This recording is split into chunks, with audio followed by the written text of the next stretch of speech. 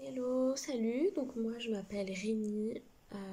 C'est ma première vidéo sur YouTube, donc voilà, je suis pas très à l'aise, ou je suis pas très à l'aise en général pour parler comme ça dans une caméra, mais là aujourd'hui si je fais ça, c'est vraiment pour vraiment créer un échange avec les gens qui vivent les mêmes choses que moi peut-être en ce moment.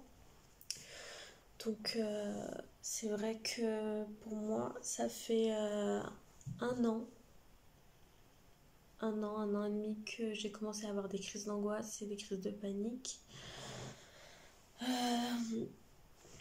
Donc ça se caractérise par des moments où dans ma tête, je sens que ça y est, mon corps tremble, je me sens pas bien, je commence à avoir des bouffées de chaleur, j'ai une attaque de panique vraiment violente où j'ai vraiment l'impression de perdre le contrôle de tout, de moi-même. J'ai plus l'impression d'avoir le pouvoir sur moi-même. Et c'est ce qui crée une angoisse encore plus grande. La peur de perdre le contrôle, c'est de devenir fou. C'est vraiment la pire sensation que quelqu'un peut avoir. Donc voilà, si en ce moment vous vivez ce genre de choses, je vous invite à m'écrire parce que c'est vrai que moi, quand j'ai commencé à avoir ces crises-là, je savais pas forcément où me tourner. J'ai essayé d'aller voir sur internet un petit peu ce qui se disait, mais en même temps, j'avais pas trop de réponses. C'est très flou. Tout ce qui est autour des crises d'angoisse, des crises de panique, de tout ce qui est santé mentale, c'est un peu tabou. Et suite à ça, en fait, j'ai eu des épisodes de dépersonnalisation et des réalisations donc de dissociation de moi-même. Après, je suis pas psychologue. Si je fais cette vidéo, c'est vraiment pour pour que les gens qui sont dans la même situation que moi essayent, enfin, si je peux vous tout donner des petites réponses. Parce que moi, j'avais rien trouvé à ce moment-là et j'étais complètement perdue. Si vous vivez en ce moment de la dépersonnalisation, de la déréalisation, donc dépersonnalisation, déréalisation, vous êtes dissocié de vous-même, alors déréalisation, vous avez l'impression de plus vivre dans le présent, dans la réalité, et dépersonnalisation, c'est plus une dissociation de soi-même, vous vous sentez plus, vous sentez un peu, enfin un peu beaucoup même hors de votre corps, vous avez l'impression qu'il y a votre corps, votre tête, votre âme quelque part. Et en fait, vous, votre conscience, elle est là, elle regarde un petit peu autour et elle se dit, mais putain, où je suis. Et en fait, la dissociation, c'est très dur parce qu'en fait, la plupart du temps, enfin pour ma part, j'étais consciente que j'étais en dépersonnalisation, enfin en dissociation. J'étais là, assise sur mon lit et je me sentais que moi, qui je suis, depuis toujours ma perception des choses de la vie, elle était modifiée. Un tout petit truc banal, une porte, une rue, de voir des gens, tout ça, j'avais l'impression que c'était différent. J'ai l'impression que le monde, il avait changé. J'ai l'impression d'être dans un jeu vidéo. J'avais l'impression que c'était une grosse blague, que j'étais en train de dormir en fait, et que j'allais me réveiller, sauf que je me suis pas réveillée quoi, parce que c'était finalement la réalité. Et en fait, à un moment donné, si vous êtes en dépersonnalisation ou déréalisation, sachez que vous n'êtes pas fou. Vous n'êtes vraiment pas fou. C'est que à un moment donné, votre corps et votre esprit, il, il peut tellement pas supporter ce que vous vivez. Des fois, vous vivez des choses tellement dures, vous vous rendez peut-être pas compte parce que on a tous un parcours de vie assez on a tous un parcours de vie différent, ça peut être compliqué pour tout le monde, et à des moments votre esprit peut plus supporter, donc il se dissocie et en fait il essaye de faire un petit peu l'effet de plus rien ressentir. Vous avez vraiment l'impression de plus ressentir rien, vous avez plus de sentiments sur rien, mais en même temps vous sentez un mal-être. Donc c'est très compliqué parce que vous ne sentez pas vous n'avez pas vraiment d'émotion, vous ne vous sentez plus, il n'y a plus le goût de la vie, elle est plus là. Mais en même temps, vous avez vraiment un mal-être intérieur qui est vraiment trop dur à vivre. Donc votre tête, pour vous protéger, elle, elle se dissocie, donc vous êtes vraiment dans une autre réalité. Le truc, c'est qu'on va vous dire, oui, mais cette dissociation, c'est bien parce que du coup, pendant ce temps, comment dire, vous prenez pas tout. Vous êtes du coup protégé par ça, sauf que à court terme, c'est bien. À court terme, c'est bien parce que du coup, ça veut dire que votre esprit, il est intelligent et que du coup,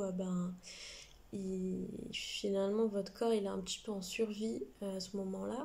Mais à long terme, si vous êtes à long terme en dissociation, ça peut devenir très compliqué parce que, pour ma part, moi, j'ai été dissociée alors sans interruption pendant 2 semaines.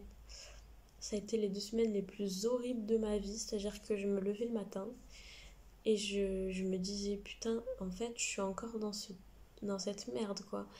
J'avais l'impression, vous voyez, quand par exemple vous jouez à un jeu vidéo, vous êtes à fond dedans et tout, ça fait des heures que vous jouez et à un moment donné vous êtes dedans et je sais pas, vous devez aller aux toilettes et vous sortez de cette vision-là pour retourner dans votre vraie vie. Moi j'ai l'impression que la dissociation c'est un jeu vidéo et je me dis à chaque fois quand est-ce que je vais sortir de ce jeu vidéo, et sauf que je sors pas de ça parce que c'est ma réalité pour l'instant et c'est vraiment très difficile et je me permets de parler de ça parce que c'est vrai que des fois c'est pas facile de mettre des mots sur ce qu'on ressent ou sur ce qu'on ressent pas d'ailleurs. Surtout que des fois on a peur de parler parce qu'on se dit oulala, on se juge beaucoup, on a peur de passer pour des fous parce que c'est vrai que dans cette société il suffit d'un petit mot sur le stress, sur la santé mentale, sur les crises d'angoisse et ça y est, on est catalogué, on est fiché comme des personnes faibles ou qui ont des gros soucis et voilà. Mais sachez que ça peut arriver à tout le monde, ça peut arriver ça t'arrive à toi, ça m'arrive à moi, ça peut arriver aux voisins, ça peut arriver à n'importe qui, ça peut arriver à ton prof, à ta mère, à ta cousine, à qui tu veux, ça peut arriver à tout le monde. On a tous une santé mentale et il faut en prendre soin. Et souvent c'est dû à des chocs émotionnels ou à des parcours de vie qui sont vraiment très difficiles, très lourds, des choses pas faciles, même au quotidien. On vit tous, surtout en ce moment, ça n'a pas du tout été facile avec les confinements qui sont passés, on a été enfermés. Moi, pour ma part, j'ai été enfermée dans un 20 mètres carrés avec ma famille. Donc, déjà, rien que être enfermée dans 20 mètres carrés, c'est une torture pendant 6 mois presque, avec eux à H24. J'ai pété un plomb. Mais en plus de ça, si on se confine avec des personnes qui sont pas bonnes, qui sont toxiques, c'est encore pire. Je pense aussi aux gens qui ont été seuls pendant ce moment-là, ou même des gens qui ont été avec des gens toxiques, ou même aux enfants qui étaient avec des parents violents, enfin voilà quoi, ça pas du tout. C'est très compliqué, surtout en ce moment. Mais voilà, pour en revenir à la dépersonnalisation, n'hésitez pas à me parler parce que c'est vrai que c'est bien d'échanger les expériences des uns et des autres. Parce que on vit tous, les gens qui vivent cette dépersonnalisation, dissociation, on la vit tous, mais différemment parce qu'on a tous une perception différente de la vie. Donc voilà. En tout cas, vous pouvez me parler en commentaire, m'écrire. Je serais ravie de vous répondre, surtout que en fait en ce moment j'ai vraiment envie de libérer la parole sur la santé mentale parce que c'est quelque chose dont on parle pas. Et le problème, c'est que quand ça arrive, soit on se renferme sur nous-mêmes, soit on fait comme si ça n'était pas arrivé parce qu'on a trop peur de ça. Enfin, on a trop peur de se dire, qu'est-ce qui m'arrive si j'en parle? Mais il faut en parler, vous n'êtes pas fous. On a tous une santé mentale, à des moments elle flanche et c'est normal, on est tous humains. On a tous, on peut pas tout supporter, le corps il peut pas tout supporter, il peut pas tout encaisser, le mental à un moment donné si on force trop dessus, et il lâche et c'est comme ça, c'est parce qu'on est humain et il faut redevenir humain quand on nous demande tout le temps de faire plus, d'être plus, de travailler, de faire ci, de faire 10 000 choses en même temps. Mais en fait, pensez à vous parce que quand vous allez être mal, vous serez tout seul en fait avec votre mal-être et personne va être à votre place dans votre tête pour vous aider. Donc vraiment prenez soin, vraiment grand soin de votre santé mentale, physique, tout. Soyez vraiment, soyez indulgents vraiment, ne vous jugez pas, quoi qu'il arrive. Vous êtes normal, vous êtes humain et on a tous besoin à un moment donné de trouver des réponses. Donc voilà. En tout cas, je vous souhaite une bonne soirée et vraiment prenez soin de vous. Bisous.